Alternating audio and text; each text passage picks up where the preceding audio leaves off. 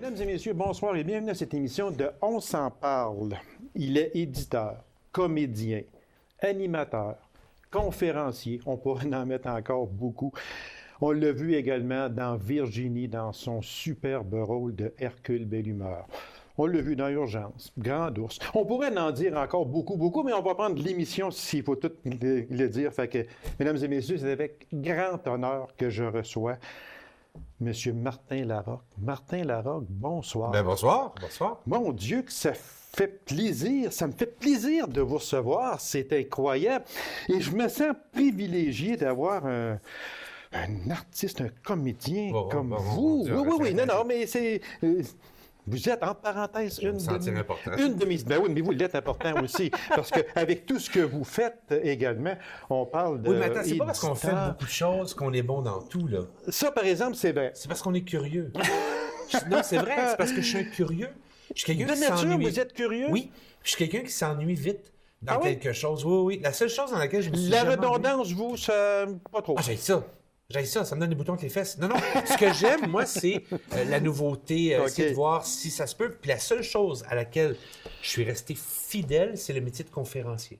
Celui-là, je l'ai dans le sang. Celui-là, je sais que ça va être ça, ma vie maintenant. Plus que comédien. Ah, beaucoup plus. Ah, oui. Oui, je pense que comédien, c'était le chemin pour y arriver. Ah, OK. Je pense que c'était la route à prendre pour apprendre peut-être à m'exprimer en public et tout ça, là, tu sais, parler, être proche des émotions, tout ce que le métier de comédien peut amener.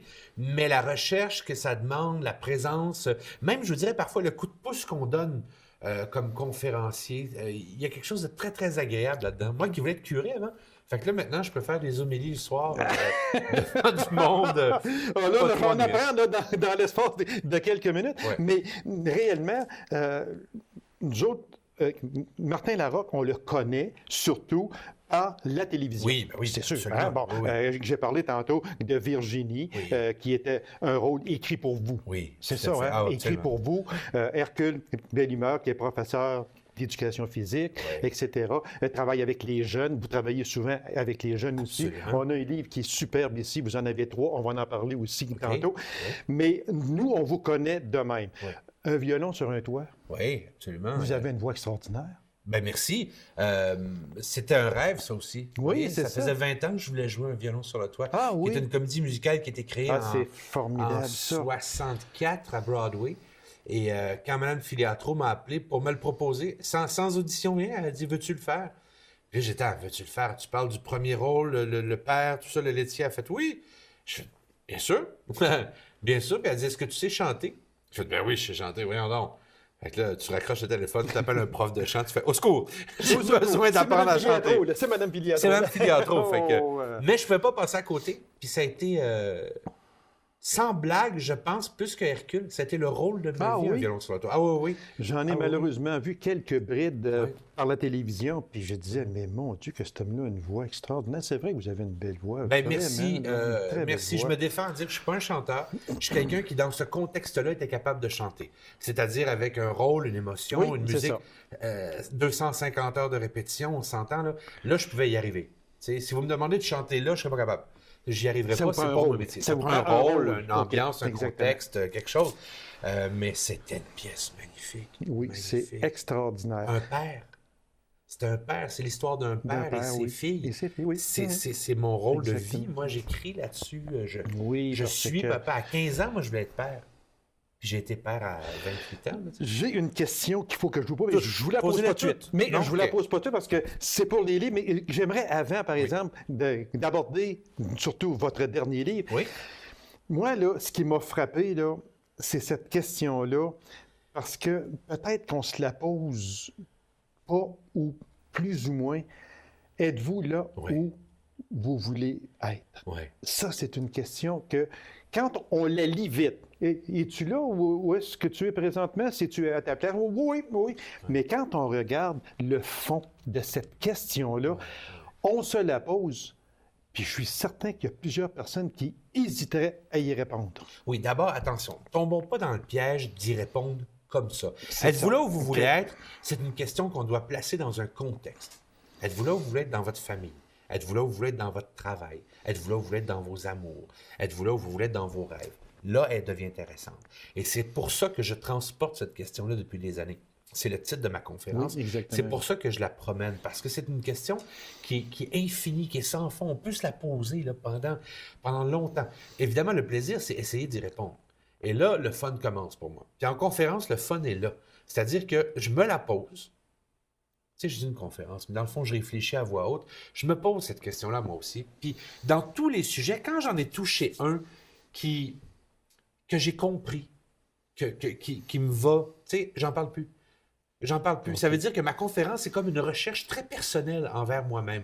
Évidemment, il y a des choses que j'aime passer parce que ça fait 15 ans que je cherche une façon d'expliquer les choses. Et quand j'ai trouvé la formule, je la change plus. Elle est claire. Dans les écoles secondaires, les gens vont dire « Mais tu te répètes depuis 10 ans? » Oui, tout à fait. Parce que j'ai trouvé exactement la formule pour faire comprendre l'estime de soi ou enfin la responsabilisation chez les jeunes. Elle fonctionne, cette formule-là. Donc, je vais la garder. Êtes-vous là où vous voulez être? C'est malléable. Je veux dire, je change comme personne. Parce qu'on peut être là au travail, comme vous avez dit si bien, au travail, êtes-vous là où est-ce que vous voulez être, en amour, dans n'importe quoi, de la vie présente. Et tout ça change. Vous m'auriez posé cette question-là il y a 3 ans, je vous aurais répondu d'une façon. Mais j'ai divorcé il y a 3 ans. Et là, je suis avec une autre femme. Donc, ça veut dire, êtes-vous là où vous voulez être en amour? Mon discours, même le mien, a changé, a transformé, ce qui transforme mon discours paternel. Je suis plus le même père parce que je suis en garde partagée. Donc, comment je gère cette nouvelle paternité-là? Donc, êtes-vous là où vous voulez être? C'est infini, mais c'est tellement agréable à se poser comme question. Vous avez bien Puis en conférence, le plaisir, c'est que les gens sont libres de penser. Alors, ils peuvent juste m'écouter et avoir du plaisir. Ils vont rire, évidemment, parce que je veux m'amuser. Oui, parce que vous avez un sens comique aussi. Bien, je le découvre. Dans la vie de tous les jours, je ne sais pas si je suis comique. Je regarde ma blonde, elle dit oui. Mais sur scène, on dirait que le rire est le meilleur ami de la réflexion. Quand on rit... Et ça emmène les gens vers vous. Ça nous garde ensemble. Oui, ça garde le party à la même place. Exactement, c'est ça. j'aime ça. Ça, je veux ça. Donc, M. Larocque, parce que je vais vite un peu, parce que j'ai tellement de questions. Je pense qu'on va faire 2 heures pour pouvoir okay. J'aurais donc dû... Ça ne devrait pas exister, ça. J'aurais donc dû faire ça. J'aurais donc dû me marier. J'aurais donc dû aller plus loin à l'école. J'aurais donc dû. Est-ce qu'on ne pourrait pas bannir ça de notre vocabulaire? Ça serait tellement le fun. Je ne sais pas si le « j'aurais donc dû » étant un ennemi, mais j'aimerais qu'on l'évite, évidemment. Êtes-vous là où vous voulez être, là? C'est pour éviter les « j'aurais donc dû ». Maintenant, est-ce qu'un ou 2 « j'aurais donc dû » nous stimulerait pas à faire quelque chose? On voit l'occasion passer. Parlons de l'amour. Elle est là. Elle est célibataire. Vous la trouvez belle. Vous l'aimez. Vous savez qu'elle a peut-être un petit quelque chose pour vous, puis vous osez pas, puis vous attendez. La peur de se faire dire non, la gêne, les complexes physiques, n'importe quoi, tu sais. Et tout à coup, elle part. Elle part, puis elle tombe dans les bras d'un autre homme. Beaucoup moins intéressant que vous. Voire un vieux con. Et là, vous dites, j'aurais donc dû lui dire qu'elle était belle puis que je l'aimais. Alors, quand l'autre arrive... Tout à coup, il y en a une autre, parce que c'est comme ça. La vie, c'est fait que vous ne pouvez pas en aimer qu'une seule. Et là, il y en arrive une autre, puis là, vous faites « Ah non, là, j'attendrai pas, je vais lui dire. » Le « j'aurais donc dû » a peut-être cette force-là, de dire « Je peux aller un peu plus loin dans ma vie, je vais apprendre de ça. » C'est quand les gens n'apprennent pas des « j'aurais donc dû » que là, il y a un piège. Ils sont tombés dans le piège. Le « j'aurais donc dû » revient trop souvent, c'est parce qu'on n'a pas appris à ce moment-là. Le check ben mec. Connaissez-vous ça, le check ben mec? Non, c'est quoi ça? Check ben mec, j'ai un job. Check ben mec, j'ai de l'argent. Check ben mec, on déménage. Okay. Check ben le mois prochain. Check ben mec, j'arrête de fumer. Le check ben mec, c'est toujours remettre à demain. C'est vrai. Une procrastination humaine qui est épouvantable. Je vais y arriver, mais check ben là. Il est clair que si vous dites check ben mec, c'est que vous ne le ferez jamais. Ah, OK. Parce que c'est pas une décision qui a été prise maintenant. La décision qui est reportée ne sera jamais prise. Ça, je suis convaincu. Martin Larocque. Oui, monsieur. Moi, je me risque. Je vous la pose, moi, la question. Vous la pose, la question. Est-ce que Martin Larocque, aujourd'hui, est vraiment où il voulait être? Ah, qu'on me la pose, cette question-là. Je suis obligé de vous répondre oui. Ah, vous êtes obligé de me répondre. Je suis obligé de vous répondre ça, c'est pas parce que votre blonde est là. C'est pas non, c'est pas pour la séduire. Okay. Si ça la séduit, tant mieux. Mais c'est pas ça le but. On me le pose tout le temps, cette question-là, après une conférence. Puis au début, j'étais québécois humble.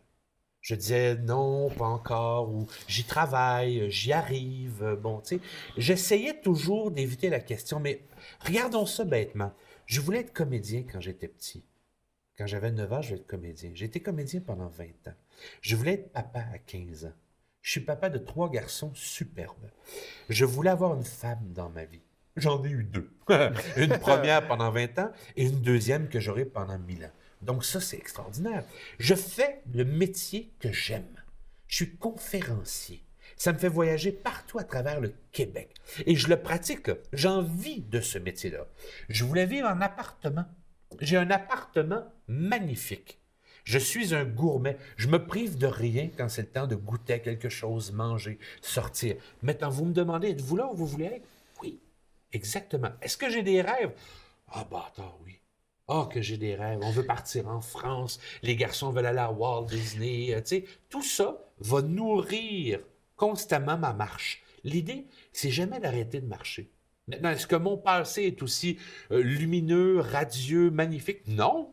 Non, j'ai eu des écueils, de gros écueils. J'ai failli pas être là aujourd'hui. Il y en a des moments comme ça dans la Oui, vie. exactement. Mais j'avance. Et êtes-vous là où vous voulez? Je vais vous dire oui. Et ça nous marque également. Oui. Est-ce que je peux vous faire un vœu, moi? À tout. J'aimerais beaucoup, moi, que vous viviez jusqu'à 1000 ans. J'aimerais bien ça. Ah, je vais être un vieux chenot. Je vais me sentir mauvais. Oh mon Dieu! Bon, on Oui. va passer. Oui. J'ai le livre ici. Peut-être que Steven pourrait nous prendre un gros plan parce que c'est vraiment extraordinaire. 3 livres. 3 livres, oui. Papa 24/7. Oui. Papa pure laine. Papa par-ci, papa par-là. Oui. On s'aperçoit que dans vos livres, ils portent tous le même titre. On débute toujours par le même titre, par papa. Papa. Oui, oui. C'est donc dire que pour vous, c'est sûrement quelque chose, ce n'est pas un hasard. Non, non, non. C'est mon titre officiel. Pourquoi? Je suis d'abord papa. Avant d'être n'importe quoi. Avant d'être votre invité, avant d'être l'amoureux de Marie, avant d'être comédien, je suis d'abord papa. C'est ce que je voulais. J'ai 3 garçons. J'ai trois mandats différents, parce que c'est 3 gars qui sont différents, de les amener adultes, responsables, heureux, bon, tu sais, respectueux. C'était un rêve, puis je suis sauté dedans, donc je suis responsable de ces gestes-là. Je suis d'abord papa. Ça, j'aime ça. C'est que j'aime ça être père. J'aime ce que ça amène. J'aime les soucis, les angoisses. Avec le recul, j'aurais aimé les nuits blanches. Sur le coup, quand ils sont bébés, là, non, c'est pas trippant du tout.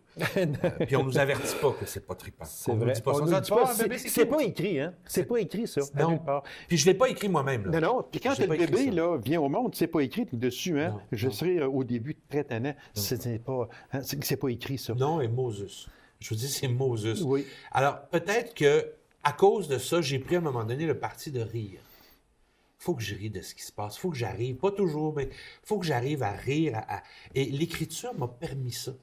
Quand j'ai commencé à écrire ça, c'est toutes des chroniques que j'écrivais dans le magazine Enfants Québec. 1 fois par mois, j'écrivais des chroniques. Puis là, je me libérais de... Des fois, des montées de lait, des coups de gueule, des beaux moments de père, des moments où j'étais super fier de moi, puis des moments où j'étais d'un con incommensurable parce que ça n'avait pas de bon sens de dire ça ou faire ça à ses enfants. Mais je l'écrivais. Alors, je pouvais Donc, trouver le une formule. fait de l'écrire, ça vous libérait? Tout à fait. Ah, ouais, C'est ouais. ça? Ça le partageait. Puis là, Et partagé le aussi, oui, premier exactement. Papa 24/7 est sorti en 2006 ou 2008, je me souviens plus. Et là, ça m'a permis de constater que la communauté papa qui me réécrivait ou qui m'envoyait des courriels ou tout ça, vivait la même affaire. Donc, tu dis, je suis pas seul. Je suis donc pas seul. OK. Et là, ça te rassure l'âme de père. Parce que vous savez, c'est quoi l'ennemi de la paternité et de la maternité? C'est la solitude. Et mon De Dieu, oui, sиsoler, oui, oui, de oui, penser oui. que c'est qu'à nous que ça arrive, que juste à nos enfants que ça se passe. C'est jamais vrai. Ça arrive à ben du monde. Tu sais. Puis la paternité va bien là, au Québec. Moi, j'ai ça, entendre juste parler des divorces, puis des ci, puis des ça. 80% des pères vont bien. Maintenant, ne pas savoir être papa, c'est normal. Aussi. Ça fait partie de la job. Exactement. On le saura jamais. Puis plus j'écris, moins je le sais. Vous avez touché un point. Quoi? La solitude. Oui. Oui. La solitude, là, c'est affreux. C'est affreux. ravageur. C'est ravageur. Oui. Ça nous gruge Oui. par l'intérieur. Il vient temps qu'on est tellement seul qu'on veut rester seul. Oui. Ça, je pense que ça arrive. Oui, ça, parce qu'on a l'impression que, tu sais, le malheur est facile. Hein? On a l'impression que si on établit quelque chose et qu'on comprend le concept qu'on établit, mieux vaut rester là. Parce que si on change, ça va être de la nouveauté et on ne saura pas comment dealer avec. Et dealer avec la solitude, quand elle nous est arrivée, ça a été tellement difficile, parce que c'est difficile d'être seul, que si je change, ça ne sera pas pour le mieux. Et les gens qui l'ont fait, le geste, essaient de dire aux gens seuls, c'est pour le mieux. Exactement. Si tu sors de ta solitude puis tu vas ailleurs, oui, ça va être un effort. Oui, ça va être gênant. Oui, ça va peut-être même être un peu épeurant au début. Peut-être. Mais fais le geste. Va ailleurs. Pose des questions. Sors de ça. Puis les papas et les mamans qui s'isolent, c'est le grand problème. C'est que de faire le geste d'aller à l'extérieur, est-ce qu'on va être jugé? Tu sais, si mon fils va pas bien à l'école, ou si mon fils a une maladie mentale, ou si mon fils a un trouble de déficit d'apprentissage avec hyperactivité, ou si mon fils parle mal, tu sais, les gens vont penser qu'ils ont raté leur coup comme parents. Et ils pensent qu'ils sont entièrement responsables de leur enfant. Ce qui n'est pas le cas. Absolument pas. Non, c'est une société qui est responsable d'un enfant. Et c'est là que je m'aperçois très bien qu'en 2011, là, je comprends pourquoi on vous a élu la personnalité publique du premier gala de la paternité. Oui. Ça, là, je viens de comprendre. OK, ah bon, ben c'est gentil. Je n'avais pas compris parce que je vous connais très peu, mais c'est qu'à force de parler, et c'est tellement impressionnant de parler avec vous mais il me semble qu'on pourrait faire des heures et des heures. Ben et c'est ça aussi. Vous avez rien après. Mais c'est à Saint-Valentin demain. OK, c'est vrai. Il faut faire attention à ça. Je voulais pas aborder ce sujet-là, mais là, vous venez de m'ouvrir une porte. Puis je pense qu'on n'ira pas trop en profondeur. Évitez les jarrets dodus. C'est vrai, mais c'est ça. Puis, c'est parce que j'ai de la misère à en parler parce que je m'enrage quand je parle des enfants abusés. OK. C'est affreux. Ce qu'on peut faire à des enfants, ça n'a aucun sens. Comment peut-on s'en prendre à des Parce qu'on est malheureux. Humains? Non, mais attendez, là, tout s'explique. Le geste de frapper un enfant, de le brûler, de le battre, tout ça, c'est affreux. On ne veut pas ça. Toucher à mon enfant, je vous tue. OK? On s'entend là-dessus. Maintenant, la personne qui le fait, il y a une raison. Elle ne le fait pas gratuitement. Elle ne s'est pas levée un matin en disant qu'est-ce que je fais aujourd'hui? Du tricot ou battre un enfant? Tiens, je vais battre mon enfant. C'est pas comme ça que ça se passe. C'est qu'il y a toute une vie derrière. Oui. Lui a été battu. Lui a subi des écueils. Lui gère mal ses émotions. Lui ou elle. Tu sais, cette personne-là est prise avec quelque chose. C'est pour ça que quand arrive l'événement, oui, il faut punir. Oui, il faut prendre la personne, l'isoler, l'emprisonner, je ne sais pas comment ça fonctionne, l'isoler. Et ensuite, travailler avec elle, dire, mais pourquoi? Te rends-tu compte que ça n'a pas de bon sens? Puis ensuite, prendre l'enfant puis travailler avec lui. Aussi, il faut le sauver, cet enfant-là. Alors oui, on peut s'enrager, mais c'est jamais, je crois, c'est peut-être moi qui est naïf, mais c'est jamais gratuit. Il y a toujours une histoire derrière quelqu'un qui explique les gestes. C'est pour ça, peut-être, que des enfants... moi, j'ai été élevé par 2 parents super qui m'ont jamais donné une pichenote, seulement. Ils me parlaient à la place. Moi, j'ai élevé 2 enfants qui peuvent se défendre facilement aujourd'hui. Oui. Sauf que moi, je n'ai jamais frappé mes enfants. Je leur imposais une conséquence, mais je leur expliquais pourquoi. Par exemple, regarde, je te punis pour telle et telle chose. C'est pour ça qu'aujourd'hui, moi, j'ai de la misère à m'imaginer que les enfants soient battus, parce que moi, je n'ai pas été battu. Parce que votre histoire est comme ça, tout simplement. C'est simple de même. Si votre histoire avait été différente, vous auriez été un autre père. Puis je suis sûr que si on assoit vos 2 enfants ici, puis qu'on dit « Qu'est-ce que votre père a fait de pas correct? » Vous allez voir qu'il y a des paroles, des mots, des gestes, des idées qu'on a faites qui nous étaient tout à fait naïves et qui les a marqués eux, parce qu'il ne faut pas oublier que c'est des personnes à part entière. Ils ont une vie, ils ont une façon d'analyser ce qu'on dit. Puis même si on étudie, et là, j'ouvre une petite parenthèse, mais je ne l'ouvre pas longtemps. Si on étudie le cerveau adolescent puis le cerveau adulte, la façon qu'il se développe fait que les mots que nous, on emploie ne peuvent pas être décodés de la bonne façon parce que leur cerveau n'a pas atteint la capacité de prendre les informations que nous, on a. C'est neurologique parfois. Je viens de voir ça là, sur YouTube. Mais c'est vrai que le cerveau ne prend pas l'information de la même façon. Je vous cite. Oh! Certains jours, les enfants, c'est comme le stade olympique. Ça semblait être une bonne idée au début. Ça, je l'ai trouvé, j'ai dit, il faut que j'y en parle parce que, quand, tu sais, le stade olympique, c'était une bonne idée pour les enfants, mais c'est bien dit. C'est bien, ça dit tout. Ça dit tout. Oui. J'aurais dû ajouter, surtout le samedi matin. Le samedi matin, t'as pas le goût d'être papa, t'as le goût de dormir, faire l'amour, manger, mais pas avoir des enfants, tu sais. Mais oui, il y a des jours, j'aime cette image-là pour ça, tu sais, stade olympique, c'est un éléphant blanc. Bon, c'est un gros éléphant blanc, c'est sûr, c'est sûr. Fait que des fois, l'enfant, c'est ça, tu dis, il y a des jours où tu dis, ça me tente plus. tente plus d'être papa, j'ai pas le goût. Ou des fois, ils arrivent avec quelque chose, puis t'as le goût d'effacer le tableau, de recommencer à zéro, puis tu peux pas. C'est vrai. Faut pas avoir peur de ça. Ça enlèvera jamais l'amour qu'on a pour nos enfants. De dire, il y a des jours, ça me tente pas, ou des jours, j'ai été vraiment mauvais. Tu sais, je pense qu'il faut accepter de ne pas savoir, puis pas juste dans la paternité. Accepter de ne pas savoir. Être animateur ici, à Macamic, puis interviewer Martin Larocque, vous ne savez pas c'est quoi, parce que vous ne l'avez jamais fait. Mais je vais le savoir après, par exemple. Après, vous allez le savoir. Oui. Puis même qu'après, vous et moi, chacun de notre côté, on va l'analyser. Moi, je vais analyser les réponses que je vous ai données, puis vous allez dire « Ah, j'aurais peut-être dû y poser ça de même. Ah, j'aurais peut-être dû faire ça. » Là, j'aurais peut-être dû. Oui. Ça, exactement, oui, c'est ça. Mais ça, c'est pour avancer aussi. Pour Martin Larocque, le rire, c'est indispensable. Ouais. Il faut rire. Oh mon Dieu, oui. Ah oui, mon Dieu, ça, là, c'est thérapeutique, rire. Tu sais, le film avec Robin Williams qui faisait le médecin américain, là, Patch Adams, ce docteur-là croyait fondamentalement que le rire était sauveur de bien des maladies, que de libérer, tu sais, l'oxygène, s'aérer, de rendre les idées positives. La rigolothérapie existe à Montréal. Il y a des sessions où les gens se rencontrent pour rire, parce que le rire t'amène. Oui. Puis l'image comique de quelque chose, c'est pour ça que les humoristes sont si bons. C'est pour ça qu'ils sont si populaires là. Parce que le niveau de stress n'a jamais été aussi élevé. Et les humoristes font exactement la bonne job, c'est-à-dire de ridiculiser ce qui se passe en la dénonçant, mais de la façon amusante. Fait que ça nous permet de rire. Puis effectivement, de constater qu'on a des croches sociaux, puis on est pris dans... Tu sais, les scandales de la commission Charbonneau. Charbonneau. Vous voyez comme je lis les journaux. Hein? Charbonneau, tu sais, le maire qui abandonne parce qu'il s'est fait acheter, puis tout ça. C'est épouvantable. Mais qu'est-ce qu'on va faire? Terriblement. On va rire, on va essayer de rire, puis de ne pas le refaire. Le bye-bye, pour moi, c'est ça. C'est de dire, OK, on vient de passer une année, on va rire de tous nos côtés croches. Vous ouvrez une porte. Le bye-bye. Bye-bye qui rit de ce qui s'est passé au cours d'une année. Est-ce que vous êtes pour ça? Oui, absolument. Oui. Mais on va rire de vous, ça ne vous dérangera pas. Non, on l'a fait. Oui, on l'a fait. Puis, non, ça ne me dérange pas. Non, ça fait partie de la game. Je veux dire, tu sais, mon grand-père disait, puis je suis sûr que votre grand-père disait, si tu ne vas pas niaiser, tu ne vois pas grand-chose. Tu ne vois pas grand-chose. Exactement. Fait qu'il faut en rire de nos travers. L'idée, c'est d'en faire quelque chose. Ça veut dire quelque chose.